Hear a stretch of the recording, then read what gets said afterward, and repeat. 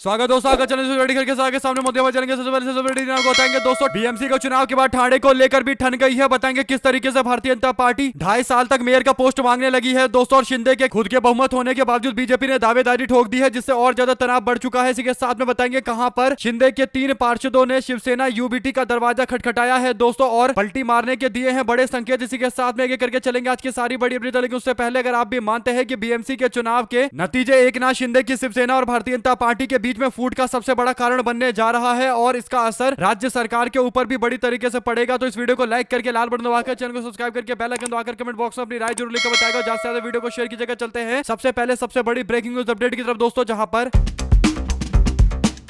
BMC चुनाव को लेकर लगातार आपस में ठनी पड़ी है दोस्तों। बीएमसी चुनाव के नतीजे कुछ इस प्रकार से आए हैं कि भारतीय जनता पार्टी अकेले अपना मेयर नहीं बना सकती और उद्धव ठाकरे 106 पार्षदों के साथ में इंतजार कर रहे हैं कि कहीं से उनको 8 और पार्षदों का समर्थन मिल जाए कि वो खुद का मेयर बना ले। और इसीलिए शिंदे ने अपने सारे पार्षदों को एक होटल में बंद करके रखा हुआ था दोस्तों, लेकिन बाद में वफादारी का बॉन्ड साइन करवा के उन सबको बाहर किया गया और बाद में बोला गया कि कोई भी छोड़कर जाएगा नहीं, वरना उसके खिलाफ कानूनी कार्रवाई हो जाएगी। शिंदे को डर सता रहा है कि कहीं उद्धव ठाकरे सारे के सारे पार्षदों को लेकर चले ना जाए, जिसमें से ज्यादातर जो पार्षद जो अल्पसंख्यक समाज के हैं वो तो खासकर उद्धव ठाकरे की तरफ तुरंत मुड़ जाएंगे। और इसीलिए शिंदे को डर सता रहा है। ऐसे में दोस्तों शिंदे ने बीजेपी को साफ तौर पर बोला है कि अगर 2.5 साल तक उनका मेयर बनेगा यानी शिंदे का मेयर बनेगा तभी बीजेपी को सपोर्ट देंगे। और इसी बात को लेकर दोनों में ठनी पड़ी है दोस्तों। भारतीय जनता पार्टी अकेले खुद का मेयर बना नहीं सकती और अब बीजेपी वालों ने शिंदे के खिलाफ माहौल बनाना शुरू कर दिया। शिंदे को दबाव में लाने के लिए भारतीय जनता पार्टी के नेता ने एकनाथ शिंदे के मजबूत गढ़ और जहां पर एकनाथ शिंदे के पास बहुमत का आंकड़ा है यानी ठाणे के महानगर पालिका, वहां पर जाकर बीजेपी ने अब मेयर पद को लेकर दावेदारी ठोक दी है दोस्तों। बीजेपी के विधायक निरंजन डावखरे ने एक बयान देते हुए सियासी हड़कंप मचाया है। उन्होंने कहा है कि भारतीय जनता पार्टी का महापौर ठाणे के अंदर बनेगा। उन्होंने कहा कि बीजेपी विपक्ष की भूमिका नहीं निभाएगी क्योंकि बीजेपी ने ठाणे में एकनाथ शिंदे की पार्टी के साथ मिलकर चुनाव लड़ा था। बेशक एकनाथ शिंदे के पास 75 पार्षदों का समर्थन हो यानी टोटल 61 पार्षद चाहिए बहुमत का आंकड़ा हासिल करने के लिए, लेकिन शिंदे के पास अकेले 75 पार्षदों का समर्थन है यानी बहुमत का आंकड़ा है। इसके बावजूद भारतीय जनता पार्टी ठाणे की महानगर पालिका सीट पर मेयर के पोस्ट को लेकर दावेदारी करने लगी है दोस्तों। बीजेपी के विधायक ने कहा कि हम लोगों ने जितनी सीटें लड़ी उनमें 100% हमारा स्ट्राइक रेट था और हमने अपनी सीटों तक की कुर्बानी दी है। इसीलिए भारतीय जनता पार्टी को हमें मेयर का पोस्ट देना चाहिए यानी जहां पर शिंदे के पास मेजॉरिटी है, खुद का बहुमत है, वहां पर भी बीजेपी के लोग मेयर का पोस्ट दावेदारी के तौर पर सामने रख रहे हैं दोस्तों। इससे पता चलता है कि शिंदे के साथ में बीजेपी वाले पंगा लेने के लिए तैयार है और ठाणे के महानगर पालिका के अंदर अगर भारतीय जनता पार्टी दावेदारी कर रही है तो इसका सीधा मतलब यह है कि शिंदे के पार्षदों को तोड़ने की भी रणनीति बीजेपी बना रही होगी, क्योंकि बिना शिंदे के पार्षदों को तोड़े बिना भारतीय जनता पार्टी खुद का मेयर नहीं बना सकती। अगर आप भी मानते हैं कि ये बीजेपी और शिंदे के बीच में लड़ाई को एक नया मोड़ देगा दोस्तों, नया मामला ये सामने आया है, तो अपनी राय जरूर लिख कर बताएगा। इसी के साथ में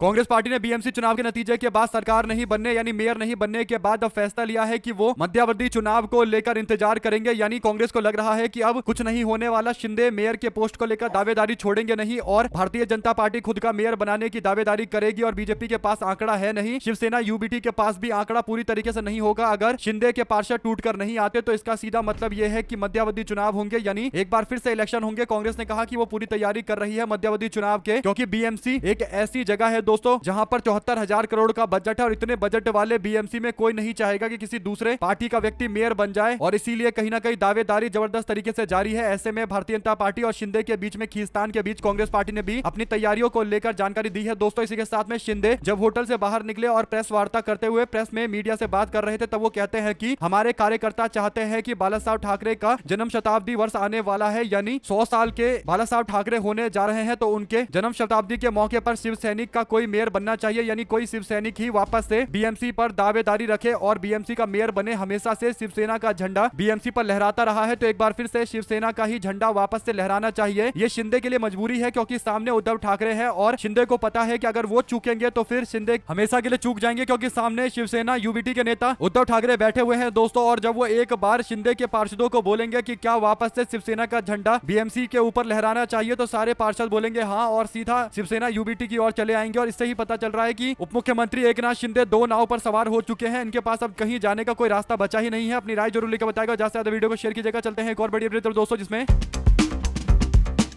मुंबई में बीएमसी के मेयर चुनाव को लेकर एक और ऐसा पेच फंसा है जिससे लग रहा है कि अब शिवसेना और उद्धव ठाकरे के बीच के संघर्ष में उद्धव ठाकरे आराम से जीत सकते हैं। दरअसल दोस्तों 22 तारीख को एक लॉटरी निकलने वाली है। इस लॉटरी से पता चलेगा कि मेयर का जो पोस्ट है वो कौन से समाज के लोगों के लिए आरक्षित होगा, यानी या तो जनरल कैटेगरी का मेयर चुना जाएगा या फिर SC ST OBC कैटेगरी का कोई मेयर चुना जाएगा। दोस्तों ऐसे में सबसे बड़ी बात यह है कि पर्चा निकाला जाएगा, यानी लॉटरी निकलेगी 22 तारीख को और तब पता चलेगा कि मेयर के पोस्ट को कौन से समाज के लोगों के लिए रिजर्व रखा जाएगा। ऐसे में अगर जनरल कैटेगरी के लिए जाता है मेयर का पोस्ट तो फिर इसमें दावेदारी हर पार्टी की मजबूती से देखने को मिलेगी। अगर ओबीसी समाज के लिए ये सीट रिजर्व हो जाती है मेयर की सीट तो फिर मुकाबला लगभग बराबर का ही रहेगा, और SC रिजर्व सीट होती है तब भी मुकाबला बराबर का ही रहेगा। लेकिन अगर ST रिजर्व ये सीट हो जाती है यानी अनुसूचित जनजाति के लिए ये सीट मेयर की पोस्ट रिजर्व हो जाता है तो कोई ST समाज का पार्षद ही यहाँ पर मेयर बन पाएगा। और जो BMC की स्थिति है उसमें केवल 2 ही पार्षद हैं जो ST समाज से आते हैं, यानी शेड्यूल ट्राइब समाज से आते हैं, और शेड्यूल ट्राइब समाज से जीते हुए दोनों के दोनों पार्षद शिवसेना UBT से जुड़े हुए हैं दोस्तों, यानी वार्ड संख्या 53 से जितेंद्र वाल्वी और दूसरे 121 से प्रियदर्शनी ठाकरे हैं जो ST समाज से आते हैं। तो ये 2 ही ऐसे पार्षद है जो शिवसेना UBT से जुड़े हुए हैं और जिनके पास ST सर्टिफिकेट है। तो अगर अनुसूचित जनजाति के लिए 22 तारीख को सीट रिजर्व हो जाती है तो फिर शिवसेना UBT का ही मेयर यहाँ पर बन पाएगा और इसीलिए महायुति की मुश्किलें और ज्यादा बढ़ सकती है दोस्तों। ऐसे में 22 तारीख को कहीं ना कहीं क्लियर हो जाएगी तस्वीर की किस ओर ये पूरा चुनाव आगे बढ़ने वाला है और मेयर कौन सी पार्टी का बनने वाला है। जो भी अपडेट इससे जुड़ी आती रहेगी आप तक लगातार जानकारी पहुंचाते रहेंगे। दोस्तों चलते हैं एक और बड़ी खबर की तरफ, जहां पर राहुल गांधी और बिहार में कांग्रेस पार्टी के नेताओं की बातचीत के बाद एक बड़ा फैसला लिया गया है। दोस्तों हुआ यह है कि सिटी पोस्ट लाइव ने बताया है कि बिहार में फेरबदल की सुगबुगाहट तेज हो गई है। राज्य के अंदर महागठबंधन के भीतर जारी आपसी विवाद अब कांग्रेस पार्टी के अस्तित्व पर संकट की तरह मंडरा रहा है। दरअसल कांग्रेस पार्टी के 6 विधायक जीत कर आए थे। अब ये 6 विधायक चाहते हैं कि उनको पार्टी से बड़ा पोस्ट मिलना चाहिए। खबर यह है कि राहुल गांधी ने इन सारी खबरों पर संज्ञान लिया है जिसमें दावा किया जाता है कि बिहार कांग्रेस के 6 विधायक जो जीते हुए हैं वो भारतीय जनता पार्टी और जनता दल यूनाइटेड के संपर्क में है। कुछ मीडिया रिपोर्ट तो बता रहा था कि जल्द जनता दल यूनाइटेड में ये 6 के 6 विधायक शामिल हो सकते हैं। इसी बात पर कांग्रेस पार्टी के आला कमान का ध्यान गया है। दोस्तों राहुल गांधी ने 6 के 6 विधायकों को दिल्ली बुलाया है और इनसे बातचीत की जाएगी। दरअसल हुआ यह था कि कांग्रेस पार्टी ने चूड़ा दही का एक भोज बुलाया था और ऐसे पार्टी के कुछ और भी कार्यक्रम हुए थे, लेकिन उसमें किसी कार्यक्रम में ये 6 के 6 विधायक नहीं पहुंचे थे, यानी भाजपा सरकार के खिलाफ विरोध को लेकर जो मोर्चा खोला गया उसमें भी मौजूद नहीं थे, जिससे आशंका है कि ये 6 के 6 विधायक कांग्रेस पार्टी के विधायक पार्टी से बगावत का मूड बना रहे हैं और जनता दल यूनाइटेड के साथ में इनकी बातचीत चल रही है। हालांकि इस पर कोई अंतिम मोहर नहीं लगा है, लेकिन एक बात तय है कि कांग्रेस पार्टी के 6 विधायक एक साथ नजर नहीं आ रहे तो जरूर चिंताजनक स्थिति है और इसीलिए राहुल गांधी ने 6 के 6 विधायकों को दिल्ली तलब किया है। अब देखते हैं ये 6 विधायक दिल्ली आते हैं या नहीं आते, सब कुछ अभी क्लियर हो जाएगा। आप लोग अपनी राय जरूर लिखकर बताएगा, ज्यादा से ज्यादा वीडियो को शेयर कीजिएगा। चलते हैं एक और अपडेट की तरफ जिसमें